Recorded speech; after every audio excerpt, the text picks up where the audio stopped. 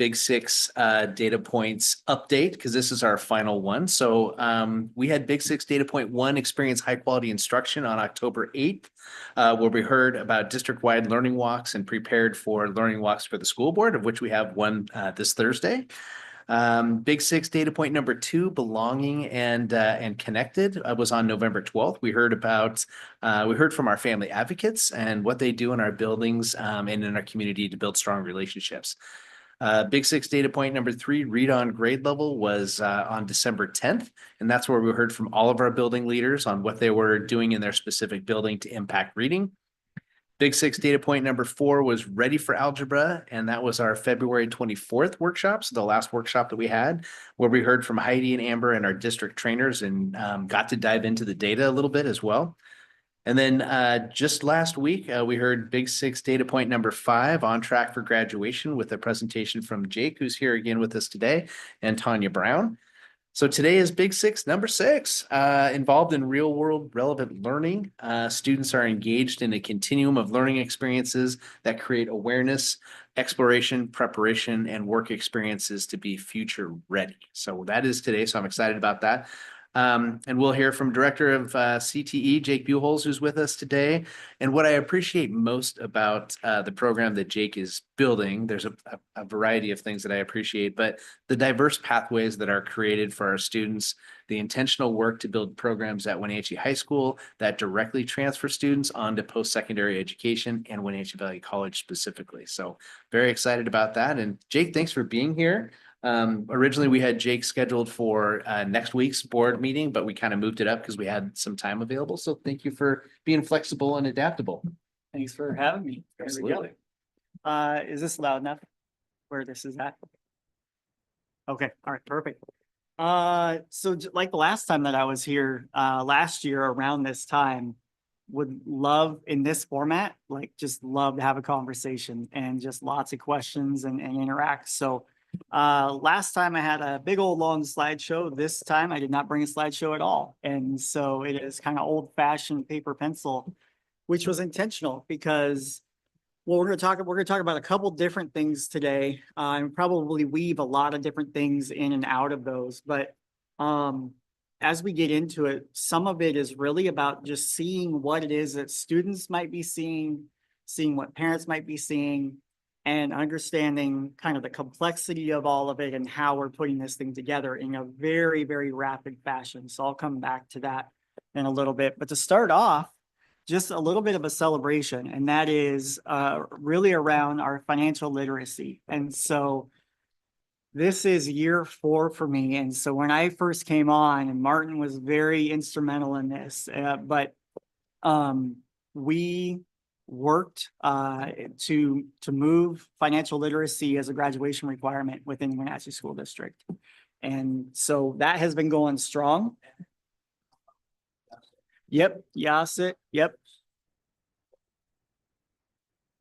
Yeah, and it was a great partnership, which we still we're still connected with some of those folks, and but we have very passionate instructors around our financial literacy. It's something that is supported by a lot of our community members, just the concept of it. But I put this in here just so you guys could see this is going through right now, where they're looking to make financial literacy a graduation requirement for Washington State. So we are well ahead of the curve on this. We have a great system in place, both at Wenatchee High School and Westside, to ensure that our students are getting this instruction. We use Next Gen Personal Finance as our curriculum. We also supplement with EverFi. And then we test through UScience and EverFi as far as our IRCs, industry recognized certificates. So there's a test, an exam that students will take, testing their financial literacy knowledge. And so that's going well. I think we had just a shade under 300 students in that course this year, right? And so this is great stuff. I think it's great for them personally. There's a lot of data that shows, regardless of where your income falls, whether you're, higher on the income scale or maybe lower, the concept of how to manage money is still there, right? Like you're either maybe you struggle with it. There's a lot of people that make a lot of money and income that are living paycheck to paycheck. And so, and vice versa, right? And so that's a good thing for us to have. And so very happy with that work and very thankful for the people that we worked with to bring that through. So thank you. And thank you, Martin, specifically.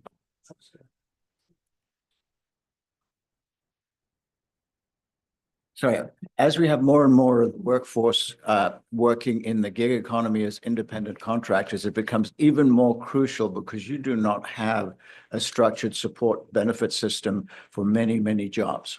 Yeah, very much so. All right.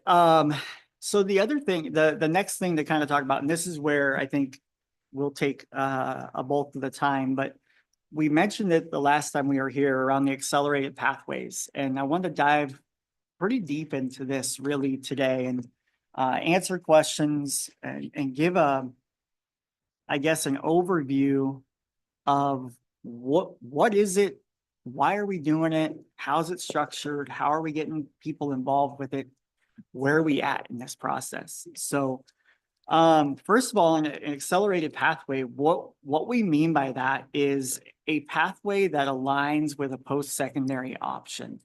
And so we have several of them, and which is by design, to Corey's point, whether that is something that is aligned to an AA transfer degree, something that's aligned to the general education requirements at a university, whether it's a technical degree. We have several of those. I'll talk about them specifically. Whether it's a program of study that is aligned to a specific certification. Think about like CNA, medical assistant, the CompTIA certifications, which are technical certifications for things such as A+. So that's like computer tech systems, network systems, cybersecurity. So those types of things. So could be around culinary. So there's quite a few. But so when we talk about accelerated pathway, that's what we need, is what pathways have we put in place to get students post-secondary credits, so college credits, towards this thing. Now, depending on when they start and how much they do, they may finish that thing, or they may get halfway or whatever. And that's really where the family choice comes in, what they want to push for. And I'll go through some examples. You can see what's possible in the high school setting. But the second question that kind of goes hand in hand with it is why? Why are we doing this? And the biggest reason, the number one reason why, was when we looked at our data and we saw that it was 50, I always say 60, I'm rounding up, 59% of our students were not going on to post-secondary. 59. In the last set of data that we had at the time, it is, I think, closer right now to maybe 57, but we're right in there. Of any kind, right out of high school. Doesn't mean that they don't go at some point, but right out of high school, they weren't going, or they're not going. And so it's like, what is the barrier, right? So we started to look at different research. We started to have our own, to kind of conduct our own research, just with talking with families and getting information and like, what's going on? Why aren't we going? And there were a few different things that came out. High on the list was some type of family pressure or some type of financial pressure, right? Like, and sometimes they're intertwined. But those two things really create an environment where schooling took a little bit of a backseat for some period of time. And so we were like, well, how do we mitigate that? Like, what kinds of things can we control? Like, so it has to be within our control. What can we do? And so there's been a lot of research and a lot of work around shortening time to completion. So that's really the direction we decided to go, is what can we put in place to move kids towards a certain tipping point where the value proposition is now, you know what, I'm close enough. I can eat the salary for 2 quarters or maybe a year. Because in the model before, they're like 2 years is a long time that I have to give up the ability to work the hours I need to work to support the family or whatever, but I could do 2 quarters. It's just all a mental game for students and their families. So how can we make that palatable? So that was our desire. And then from there, it was backwards planning into all these different pathways because students, we have, well, 500-ish graduating every year. They're not all the same by any stretch. So we want to make sure we had pathways that were representative of those. And that's why we have the ones we named. So that's the why. Any questions around that or comments or thoughts? I have one question. Yeah. So it seems like you're giving the students all these opportunities at high school. But it seems like a lot of times at the elementary school or the middle school, they're getting behind enough that they are not able to take advantage of these because they just don't have the skills they need to get in. You know, if you're coming into high school at a 6th grade math, you're not going to be able to go into electrical engineering. Right. Correct. Right. So, if I mean, as a general rule, yes. yeah. But I think that they're it seems like you're doing a ton of work at the high school, and what I'm curious is how many students just baseline aren't able to take advantage of these because by 8th grade they're not in a position to start. Right. And I think that's a great question. So I think I do not have it with me, but you guys have seen a graph recently because I saw it. So the graph that was looking at level 2, level 3, and level 4, right? And so depending on what we're talking about, and that's why all of these pathways are important, right? So a pathway into a post-bachelor's degree in some type of engineering certainly is going to require a level of math, right? That a level 2 student in 8th grade may or may not get there. I mean, I don't want to rule it out, but as a general rule, I would say probably wouldn't, right? As a general rule.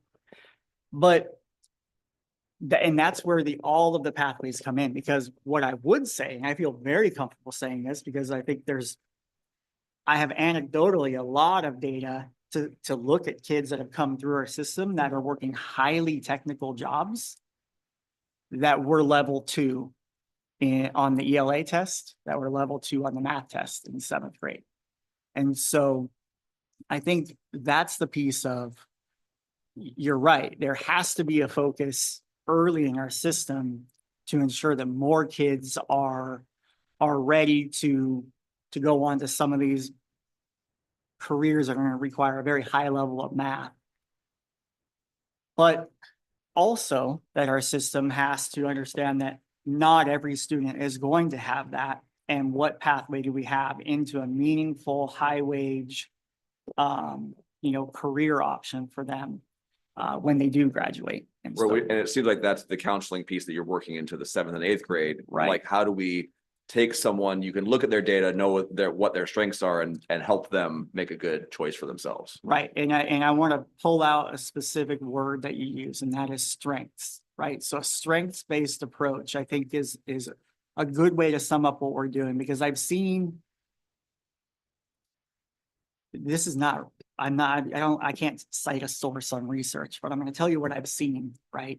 And that is, over the years, we've seen time and time again where some of the outcomes of a state exam and the way that a level 2 might have been described or categorized has resulted for a student in a confidence killing moment, right? Like, man, I'm bad at math, or I'm terrible at this, or, whatever it is. And it creates that feeling of like, I can't do this. And I think that's a shame. And I think that's what we're trying to correct in our system, is having conversations with these 7th graders that, yeah, maybe they got a level 2 for whatever reason it was, because our level 1s actually are a fairly small relative to the others, fairly small percentage, but level 2, for whatever reason it was, that doesn't mean that your trajectory is now, well, you only have these options, right? So we want to explain, what are your options? They're more than you think they are, first of all. Secondly, here's the pathway we can get you there. And we're not going to correct it overnight, but you know what? If you give us 5 good years, we're going to really be able to build these skills and get you to a point where you can take off after high school. So it's playing a long game with some of those guys a little bit and building confidence that they can do it. And I think when they start to exhibit some of that or have some of that success, they start to feel the confidence, I guess is what I'm saying. Doesn't mean that everything's perfect. I'm not sugarcoating that. But I will say there's more opportunity for those kids than I think sometimes people realize. And I think that's our goal, is to get them to see it, understand it, and work towards it. And that's one of my, my challenges with just looking at, the state assessment. Because I've brought it up so many times Yeah. during school board meetings that only looks at that child's ability on that day they took, that week they Right. took the test, right? Right. And so, because it could be a great disadvantage for our middle schoolers to just look at those scores, right? Mhm. I have a middle school boy, and I can tell you a lot about a middle school age boy Yeah. and his education path, right? Oftentimes the discipline's not there, the self-motivation. So there's so many factors that go in. It is a little bit tricky because we are dealing with preteens and young teens. So yeah, that's my hesitation, which is focusing and how do we incorporate those classroom-based assessments what are they, CFAs?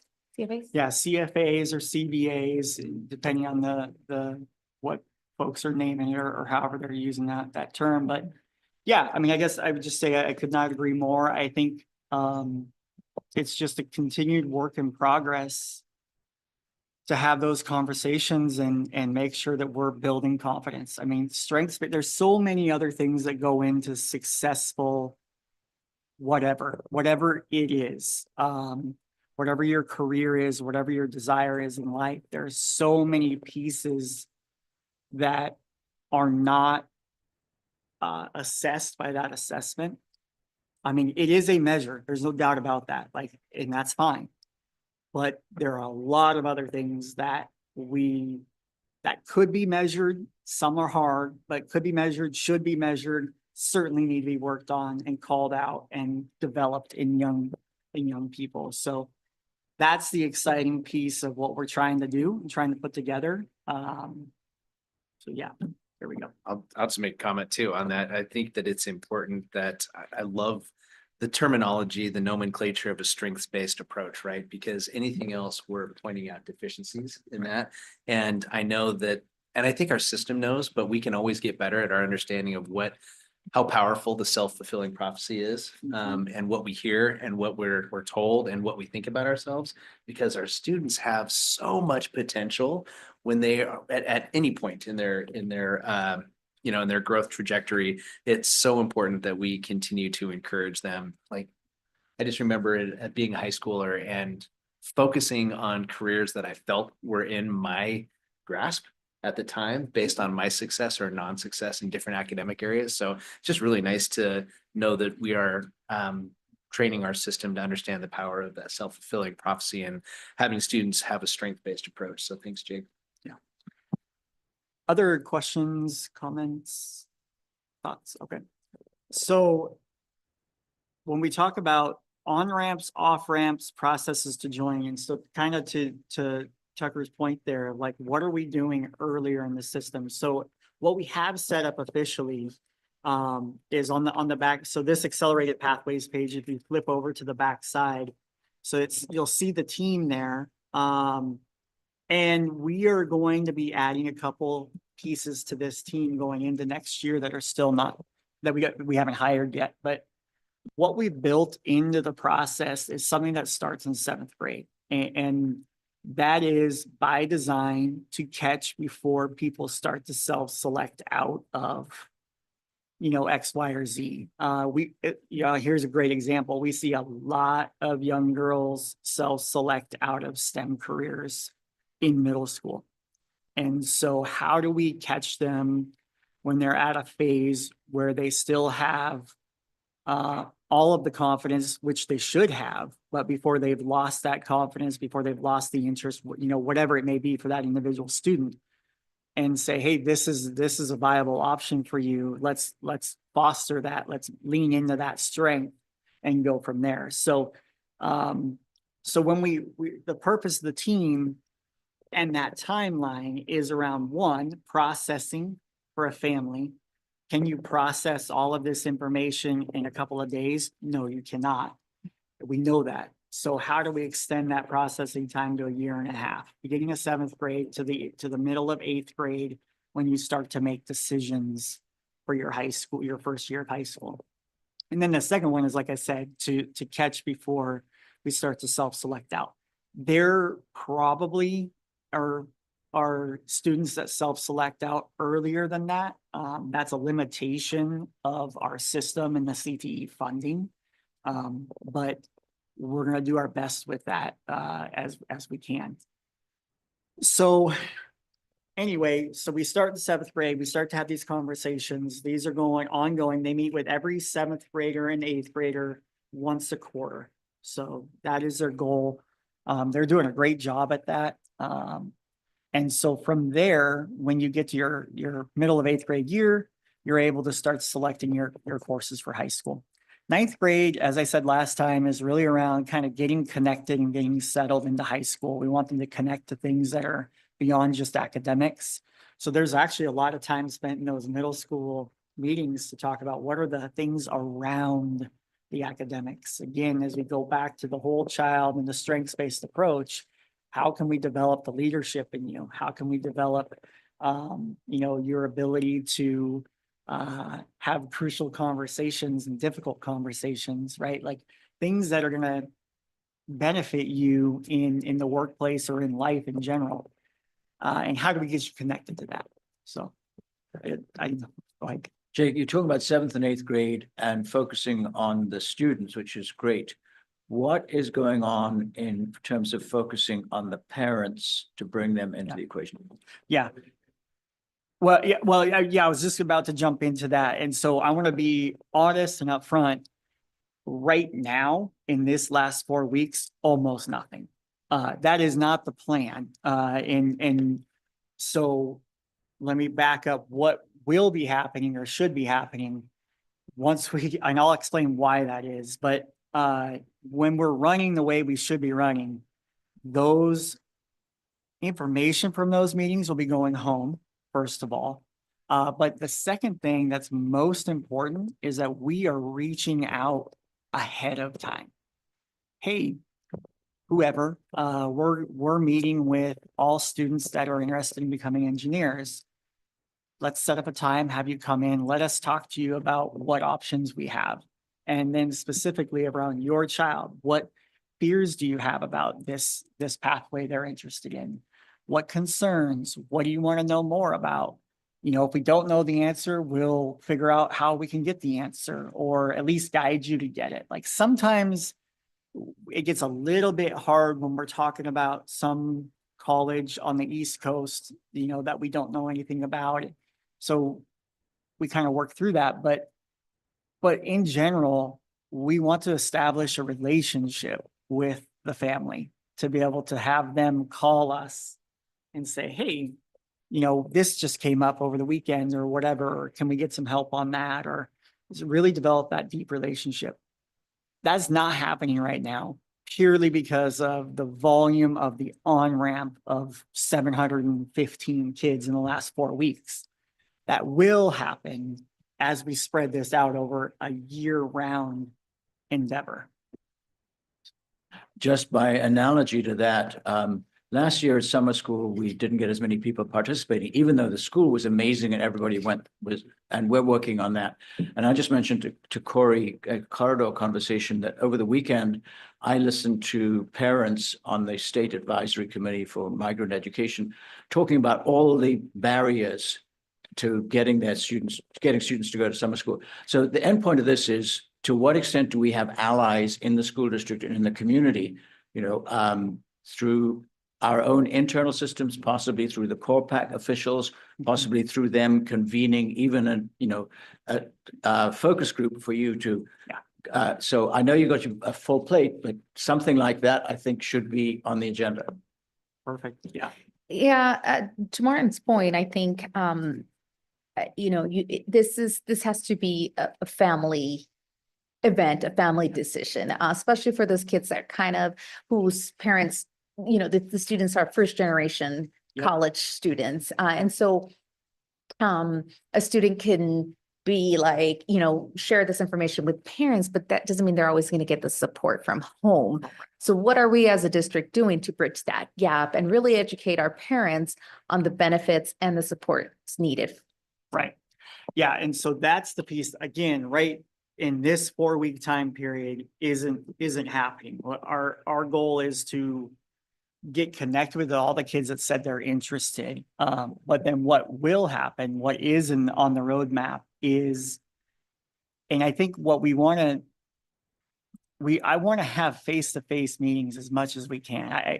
I want it to become a work session. We're building a team that can handle the volume specifically. And I made this point at the last meeting, and there's a relationship between, efficiency and individualized service, an inverse relationship. And so finding that sweet spot where we are providing enough individualized service. Because what I don't want to do, not that it's not bad to do it sometimes. I don't want to rely solely on these meetings where we call in 30 or 40 families. Because I think oftentimes you walk away from them and you're like, well, I didn't really get my question answered, and you have a small section of people that have no problem asking the question in front of everybody else. And then there's people like me that won't ask anything, right, until I'm one-on-one with you. And so we want to provide that opportunity for families. So the point is, the way that we've always done this has been confined to a 4-week, 5-week period in the spring. And we want to flip that on its head. This is going to occur year round. These meetings, these conversations, this is a year-round relationship. We're going to be talking to 9th graders, 7th graders, doesn't matter. The first week of September, we're going to talk to them in November. We're talking to them in April, May, whatever, doesn't matter, continually. So we aren't cramming all of this information and now you got to make a quick decision into a 4-week period. Now we had to this year because we just got this off the ground, but moving forward, we won't have this feast or famine type period. It's just, okay, it's time to start scheduling and everybody's ready because we've already had all these conversations. Well, and I think also as you start to have the conversation will be had laterally across the community, right? Yep, Like yep. parents talk to each other. Oh, yeah. And yeah. so when you We're just seeing say, that oh, I already. talked to so-and-so about this option at the high school, I hadn't heard that was an option. Yep. Can you tell me more? Yep. And then they say, oh, I got that from the counselor. Here's their name or Yep. email or whatever, right? Like you're starting from scratch, but right now all that has to come from you. And pretty soon it will be, Yes. The web will be, Correct. kind of built already. Yep. Yeah, that's the whole, and that's exactly how it works. So it's critical that this first set of information that we put out is as accurate as possible, right? Because whatever you put out starts to spread and get repeated. And that we want that to be very, very clear and very accurate. But okay, so then that's just to get into high school, right? And so then once you're in, you're getting settled, you're getting connected, 9th grade year is going along. These conversations are going, so there's no sprint in the middle of 9th grade or 3rd quarter of 9th grade year. It's just what you do have to decide sometime during the 9th grade year with the help of your family is, do I want to pursue an accelerated pathway starting at 10, 11, 12? So 7, 8, 9 is really all around preparation. 10, 11, 12 is around execution, right? So boom, I'm ready. Let's go 10th grade. I want to join this pathway. At the end of every semester, students will have the opportunity to join the pathway. If they haven't yet and they're like, I want to do that, or if they're like, you know what, I don't want to do this anymore, I want to switch switch gears and go this way, that's an option for them at the end of each semester. So, so with that said, when we look at this, every program of study, is a pathway. The next pages that are on here, I just wanted you guys to get an idea of the number of courses that we offer for college credit and how they transfer across the major universities in our state.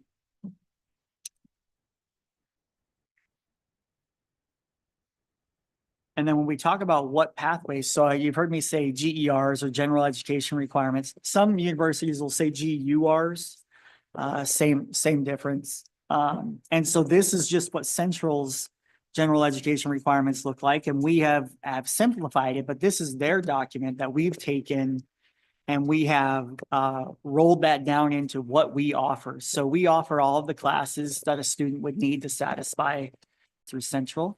We have a lot of students selecting that. I'll get to this later, but right now we have 106 students that wanted to work towards that starting next year. So that's been real positive.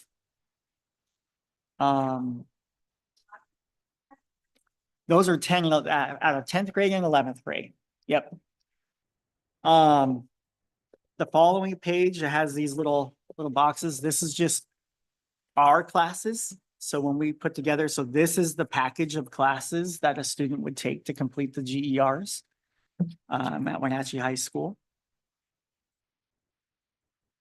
It's actually, those are like 1/3 sheets. They're just repeated. So you can scratch out the bottom too, but so this is the kind of stuff that we are having a conversation with. So Maria, I was looking at this one here.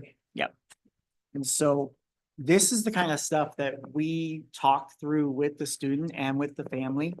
Family communication right now is really more, like I said, it's not with everybody. It's when questions are coming up and we're having either meetings or phone calls and we're talking through it with a parent. Until we can get everybody into the system, and then we'll circle back around and connect with everybody again. But yeah, so that's how we've kind of simplified that for the GERs. Jake, can I ask you a quick question? Yep. Going back to this first page. Yeah. Under the GER column, you've got CWU. Uh-huh. Is that would apply to any of the four-year universities with It we have does. relationships? Yeah, the Or reason we are say concentrated CWU on that? Yeah, the reason we say CWU is because we're using their requirements. But I think what you're alluding to, there is an agreement between the Council of Presidents at the university level that if you satisfy the GERs at any public university, it means you satisfy them at all public universities. And so, but you got to pick one of them to match up against, right? And then from there you can transfer them.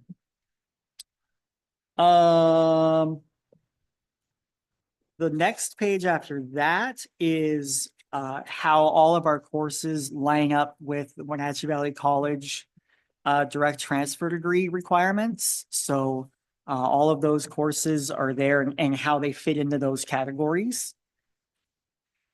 And then after that is a sample of a map where we align to the technical degrees. So right now we have an ATS, Industrial Tech and Electronics, which is the one you're looking at here, this pink one. So this is what a student would do, and they would be able to complete the first year of their Industrial Tech Electronics degree, and then they go to Wenatchee Valley and they finish year 2. We have that also for for engineering technology. That's the second one. The first one's Industrial Tech Electronics. The second one's Engineering Tech. We also have it for business computer technology. We have early childhood education. And yeah. So we're continuing to work on, there's some others that we're looking at right now. And this goes back to that 60%. Not every student, especially the students that are not going anywhere right now, they're not typically the students like, oh, I want to go get my AA transfer degree. I mean, that's not really what they're looking to do.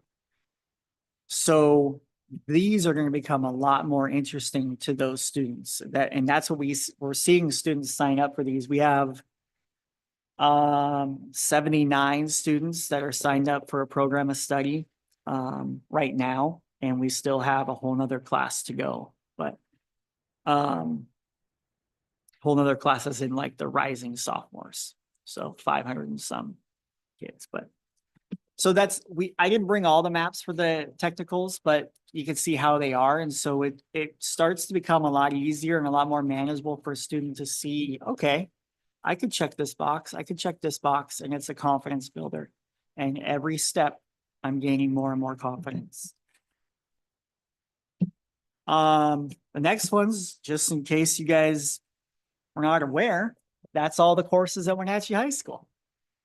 And now you can see, so this, it is overwhelming. It is overwhelming, especially to a family that has not navigated it before or has some other, I mean, there's a lot of reasons it's overwhelming. So how are we simplifying it while also, as a very large school, providing opportunities across the board? Because the answer to simplify can't be offer less, like, because then we're not serving our population.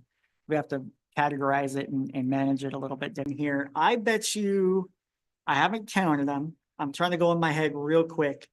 I bet you we probably have 5 or 7 new courses for next year, So pretty minimal, mostly in CTE. right? So But like the goal is to, as you're getting council services up and running, and as you're kind of looking at these opportunities, trying to have some stability with the courses at the high school so that if very much. you have a class that someone liked, you should take this class, that will be offered again. And Correct. so we'll be able to not just have the pathways be consistent, but also have some of the learning opportunities consistent. Learning opportunities, absolutely. Partnerships with the community, consistent. And then you get into all kinds of logistics on the back end, like making sure all of our systems know what's going on. When you start changing grad requirements and this course aligns with that, all of a sudden it's it's challenging to take every year as a different, what we call grad plan. So, I mean, that's a great point. I don't want to dive too much in the weeds, but just so you guys understand, like all of this information not only goes into Skyward, it also has to go into School Links, and everything has to be mapped. Prereq for this, prereq for that. These things go together to make a grad pathway. But that's only true for the class of 2027. The class of 2026 has a different set, right? Because of what you're talking about as we change these things over. This is 1 credit. This is half a credit. Like all of that stuff. So it is advantageous for the system to stabilize, which is what we want to do. And we have had a couple of years of some pretty massive change. And so once we can, now that we're through this, and now it's like, okay, we've got our base. We know where we're going with these pathways, and now it's stabilized. And then we're adding programs, which is a package that you put together at the appropriate time. Like, for example, the electrician program. That's a 4-course package over 2 years that we'll add. So, yeah. So at this point, I mean, these are a lot of courses. There's a lot. And so I would just want to make sure that this is obviously one pathway and that we are keeping the system open for those that are not going through the pathway. I don't want us to be shortchanging, and maybe this is more of a Eric question, Yeah. but those students that are not going to be in a pathway who are, I mean. Yeah, well, this paper is literally every course we offer. Okay. Yeah, so this paper is, I just wanted you guys to see how many there were. So this includes courses that are part of a pathway, courses that are not part of a pathway. But you're absolutely right. And because there's still a group of students that there's actually 1,362 of them that would like to just get their high school diploma. They're going to explore some things, and they're not going to choose to go down a pathway yet.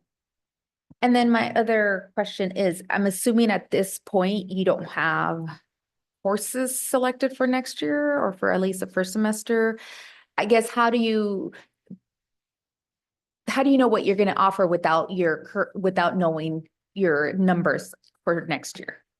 We don't, we are in the middle. I have this printout actually is where we stand without the current ninth graders in there. So this is just what's available, and then students right now. And that's what that team's working really hard on, is they've met with every sophomore over the last 3.5 weeks, so 500 and some of them. And then there's other students that they're all choosing what they would like to take. And then we take those numbers and then we build the master schedule from there. And so some of these classes on this list won't actually be offered. Most of them will, but some won't, because there might only be 7 students that sign up or something. Which is the same as that's just how we do it. That's how we've always done it. Well, I don't know about always, but ever since I've been there. Okay. Yeah. And then all these courses are funded through CTE? No, CTE. this is just Wenatchee High School classes. Okay. Just literally every course. So a lot of them are BEA courses. There's a lot of CTE on there.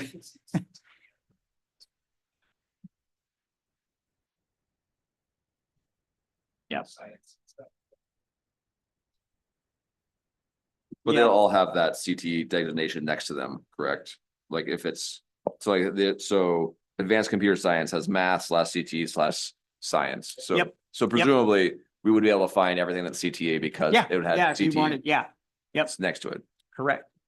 And so those courses are funded through CTE? Yes. The teacher Correct. is funded? That is Okay. accurate. Yep. Okay, because in my head, I'm thinking, I know we had some challenges years ago with the enrollment numbers of AP courses. Yes. How do we ensure that we don't have 4 students enroll for Mm. one course? Mhm. There's a little comfort knowing it's CTE versus BA. So. Sure, yeah. Yeah, and yep, those are the conversations we get to in about 3.5, 4 weeks of like, hey, where are we at on this course or that course? How many signups are there? I will say, a lot of the courses that we have right now that are AP, almost all of our AP courses are also college and the high school. And so we've got some decent numbers. We actually have a lot. Our English 101s, 102s, those are significantly higher than they have been in the past. But to your point, that's a conversation that's going to happen of, can we afford to run this class? Yep. Looking at this, I just want to flesh out advantages, disadvantages, challenges a little bit. You made the comment that it's not a desirable, when it's a complicated and a huge set of choices, to reduce the choice. And then I'm going to go back to my parent experience a long time ago in a much simpler world. Simply figuring out how a child could get the credits that they wanted, you would negotiate 0 period, you would negotiate testing out, and that was with a tiny little spreadsheet. Yeah.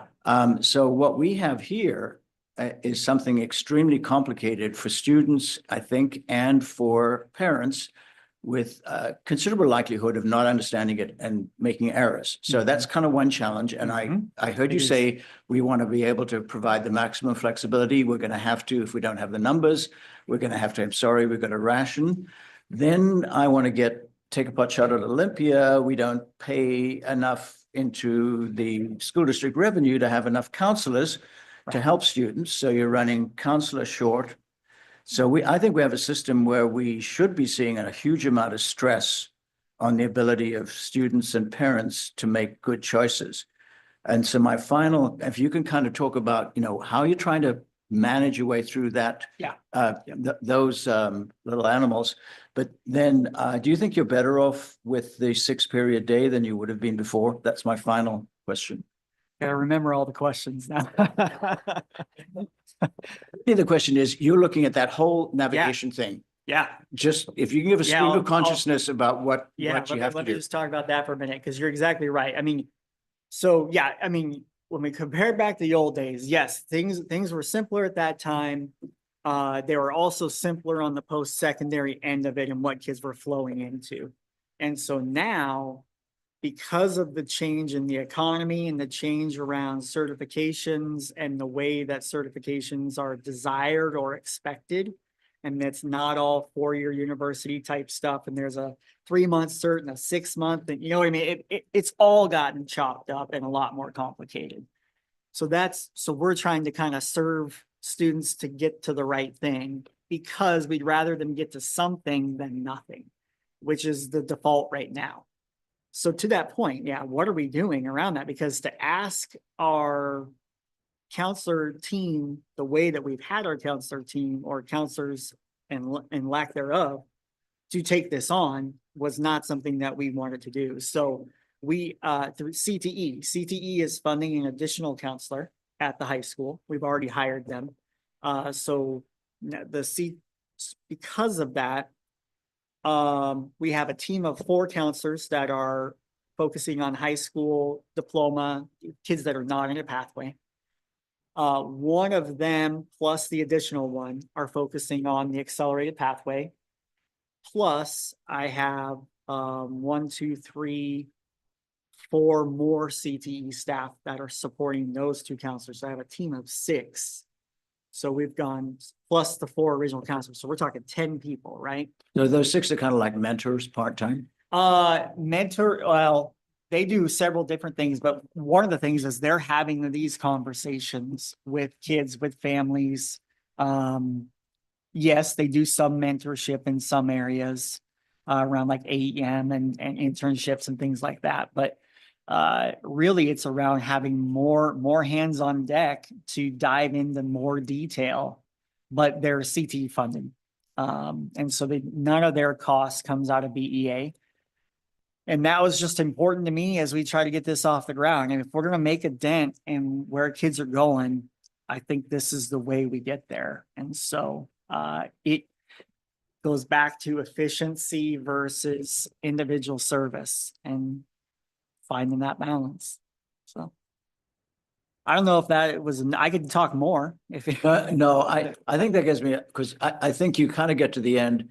If it gets so complicated, you see things dropping and tripping, yeah, then you need to react. Otherwise, if you try and nurture Yep. this very difficult situation. And we may end up with some of these pathways that we don't sustain for very long if we find out that this is not something that our public desires, right? I mean, whatever it is, pick one of them. If they're like the engineering tech degree, well, only 2 kids want it. Well, we're not going to keep that one around. Like we have to adjust to the customer as well. So on both ends of it.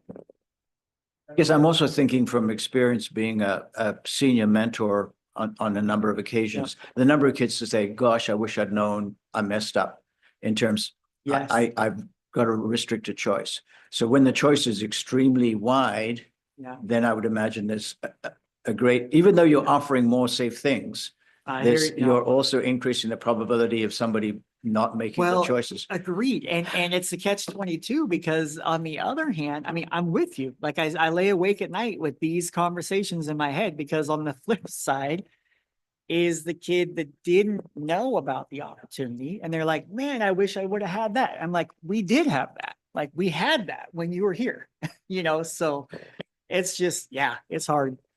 But it's good. Take what I said as encouragement. Just, we need to recognize the Yep. difficulty of it. Yep. I love it. Thank you. I was gonna say one thing. So as you look at, as the member of the facilities committee, and we're looking at, what we need from the building and with a lot of potential needs that and costs associated with fixing things and the likelihood that we're going to go down the pathway of not changing the high school. Sure. How much of this are these spaces need to be dedicated spaces, or can you have utility type rooms, or if you have, obviously if you're doing welding, right, that room is a dedicated welding space. But if you have a nursing pathway that then is like, actually, we're not getting that many people and but we have all this infrastructure around it. How much flexibility do you have? I think a lot more than you would think. And let's take the nursing one. you need to have sinks, but sinks are usable in any type of classroom. I mean, outside of that, we can set up a nursing classroom, you know, in a generalized space. So we create a space as long as there's enough power in there. So you put a lot of power in and water. The rest of it is modular. And I think the concept of modular, especially around CTE programs, because we're supposed to be reflective of industry demands. We're supposed to change over time. And so we don't want to get locked into stuff because the building's designed in a certain way. So to your point, I think there are certain things, welding, you know, fabrication shops, they are what they are, but even those can be designed in a way where you can shift from one type of welding to another or whatever. Right. I mean, you want to also change technology as industry changes, right? So you can't, Exactly. if you have something built into a space, then you're Yep. stuck. Yep. I think whatever happens, the more modular it can be designed, the better. So. Yeah, so. As far as, so I talked a little bit, I went pretty fast. Well, I don't know if I went fast, but I went through some of these things up here. Current reality versus next year. I want to underscore the amount of work the team has done in the last 3 weeks, 3.5 weeks. It's been pretty remarkable, really. And it is not indicative of the individual attention we want to deliver. It just is a necessity right now to get everybody onboarded. And then you can see some of the participation rates. So the 707 is outdated. It is 715 as of this afternoon. I made that this morning and now it's 7:15. So, you know, I kind of made the table just to give you an idea of where we're at, you know, between the different groups there. So running start currently right now, kind of the 384, 25, 26 projected at 301. That's if you roll up all the 11th graders and then add the new 10th graders. GERs 106, DTA through Wenatchee High School 24. And so I think what I'm excited about is when you look at 384 to the number next year, 431, I think that's a healthy increase. We're not flooding this with just tons and tons of kids, but I think there were kids that we were not accessing in the old model. So to have about a 12% bump, I think is a really healthy bump. And now those are kids that we're serving. A lot of them we're going to be serving through Wenatchee High School. So yeah, I think it's been a real positive so far from our perspective. So Jake, these Running Start students, the projection is for them to remain at the college. The current 11th graders, the 196, I'm assuming most will stay. Uh-huh. Yeah. And then there's Sorry. already 105 enrolled. Our current 10th graders that have expressed interest in going. I don't know Okay. how many will actually go, but our current 10th graders are saying 105 are like, hey, I want to go. Now, a portion of those will not be full-time. I mean, and I don't know if even all of them will end up going, Mhm, mhm. but And so technically, the GER, the DTA, those will be at the high school. yes. So we're increasing enrollment. That's what you're telling me. Right? If 384 becomes 301, Yeah, that, like yes. this ish, Is that, 84, Maria, 83 is that what you're people. asking? Yeah. Yeah, Yeah, yeah. enrollment Yeah. is gonna go up at Wenatchee High School. Yeah. Graduation class.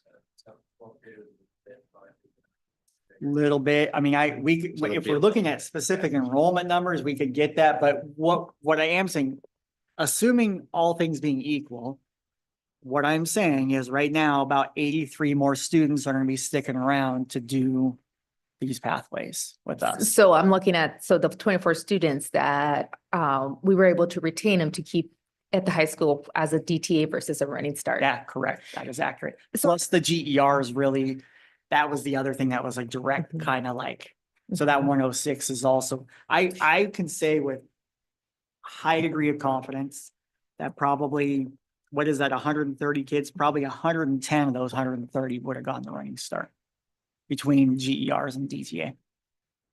So with the DTA, Mhm.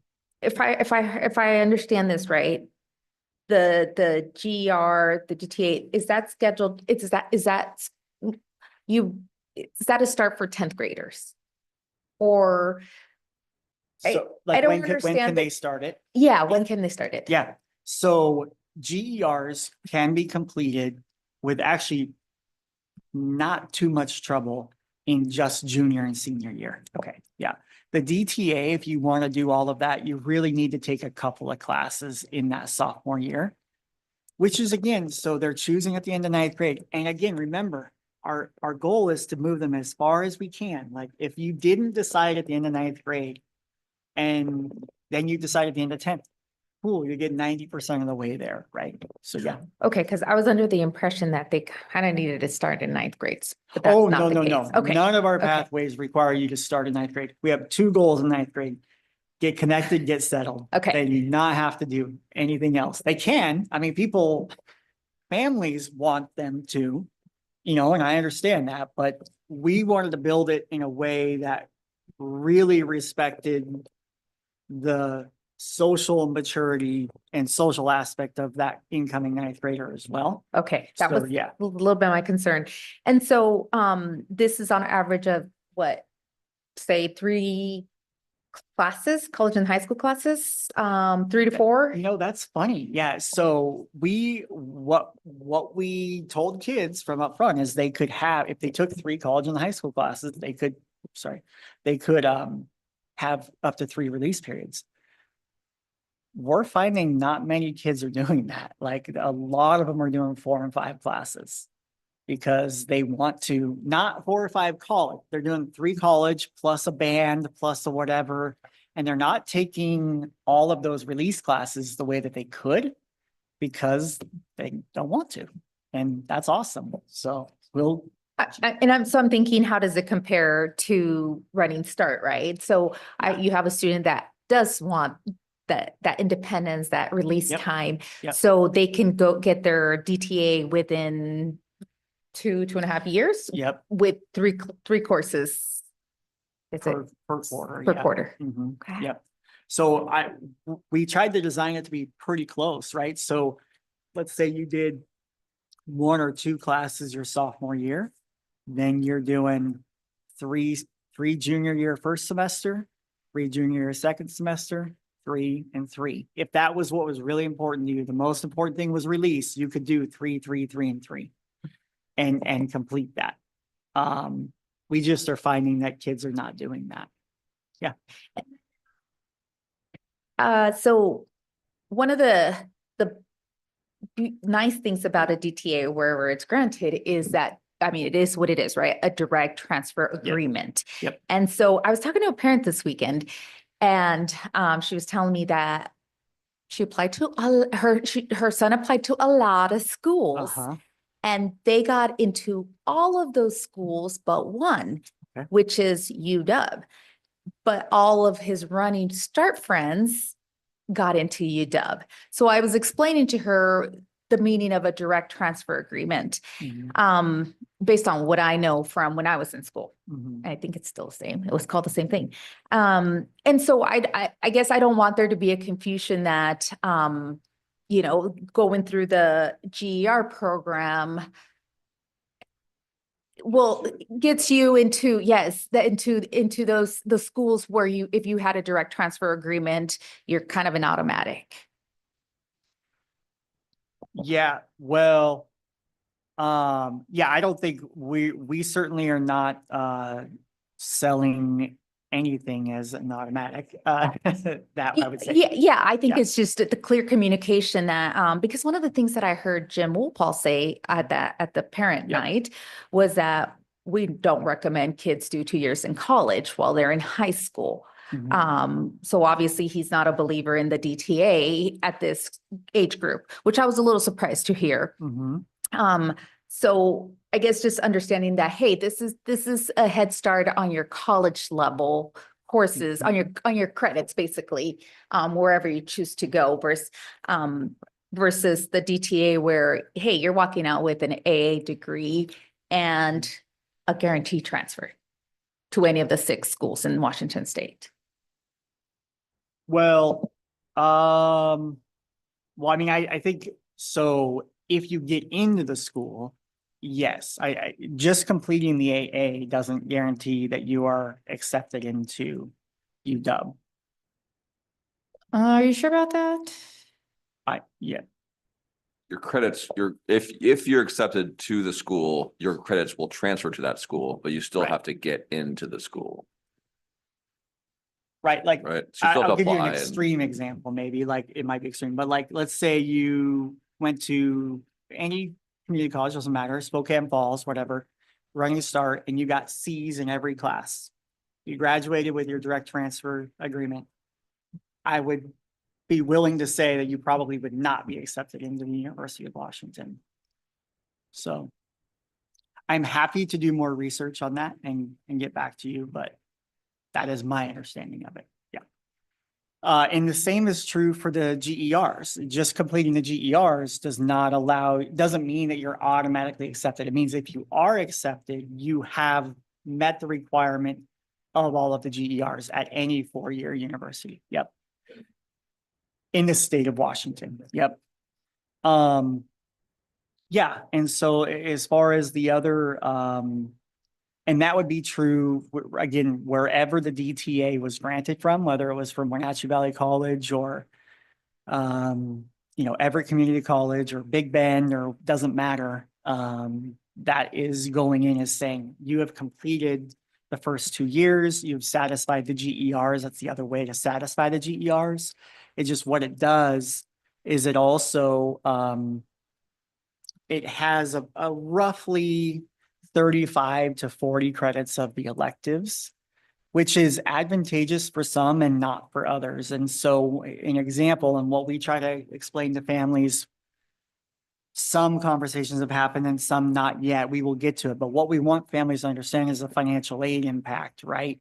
And so if you're completing the DTA, or it doesn't matter if you do the DTA or not, let's say you take 90 credits, whatever it is, then you go and you decide to double major or something like that, you can end up running out of credits for financial aid. And then the other impact is a student might say, well, you know what, we're not going to get financial aid anyway, it doesn't matter. And so that it can still come back to bite you a little bit in that, let's say you get to your senior year, for whatever reason this has happened, but for whatever reason you are no longer dependent. And so you now would qualify for federal financial aid, but you've bumped up against the 150% rule, which is the maximum number of credits towards your degree is 150% for financial aid. So, and here's how that can, here's maybe a more concrete example. Let's say you want to be a STEM major and you need the bio series and the chem series. But you maybe don't know that, and you complete your 90 credits in high school, DTA or otherwise, and you've taken bio 100 and chem 100 and these other classes, and you've gotten your AA degree, which is great. There's value in that, 100%. But then if you have to go and now you're like, well, I can't start my major until I take my prereqs. And so I'm going to take the Chem 170 series and the Chem 180 series, 3 a piece. That's another 30 credits.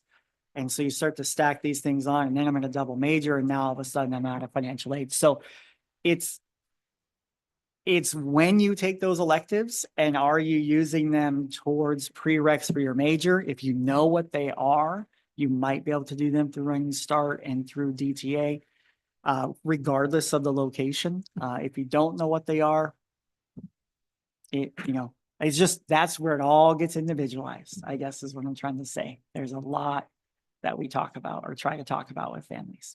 So. You mentioned the word social. I'm going to take on another sideways walk looking at student choice.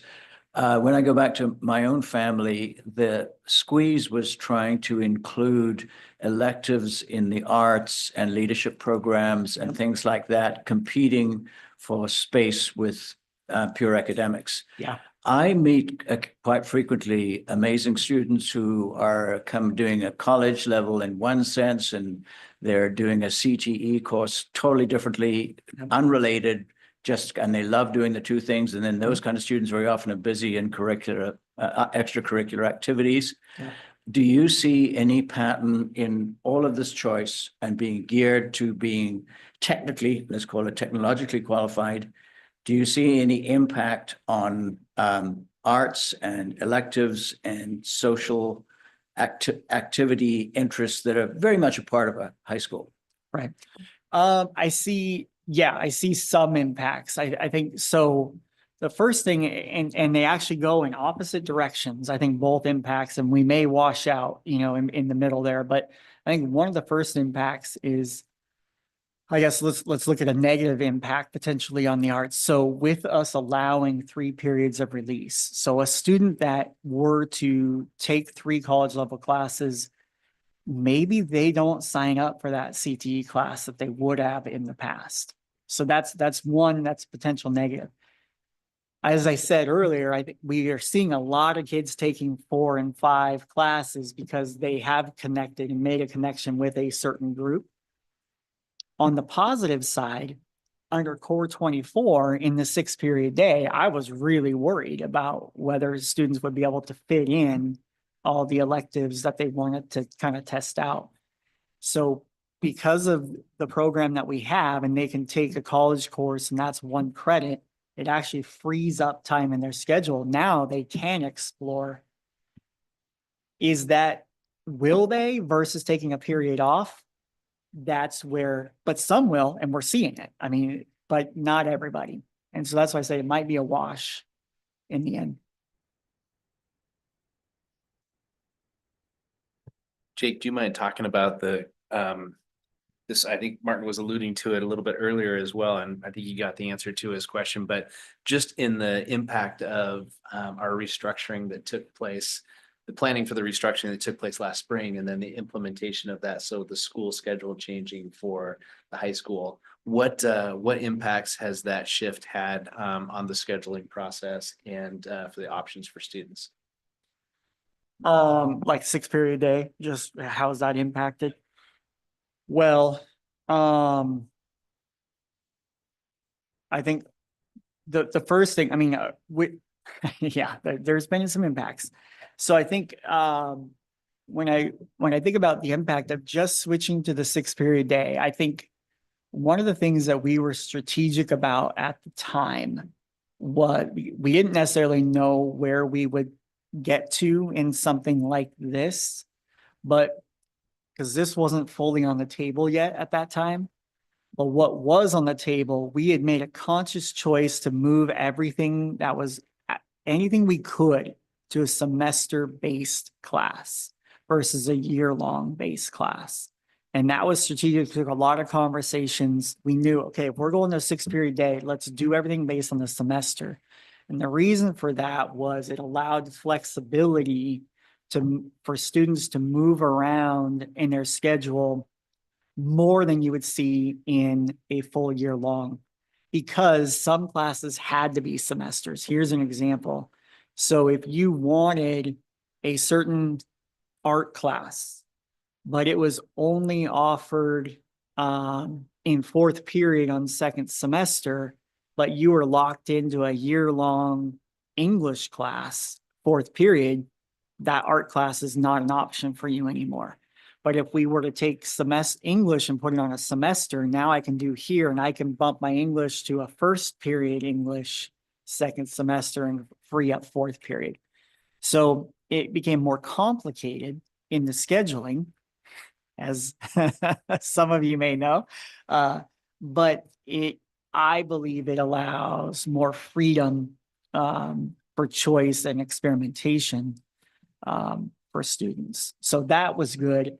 This, I think, takes it to another level as far as, yes, the pathway work, but again, in a 6-period day, allowing the freedom to explore things, it is open wide up versus what we would be stuck with if we weren't doing this for kids. So I don't know, is there anything else specifically? Okay. No, not necessarily. I know that there is complications in the curricular side of things from the teacher perspective. Yeah, and that was really around the semester piece. Yeah. That was the thing, is like, how are we gonna do that? And it was like, okay, time out, like, we gotta step back for a second and reframe this. Because it was like, well, we've always done science a year long. It's like, we're still getting the same number of credits of science, like, we're still getting 3 years of science.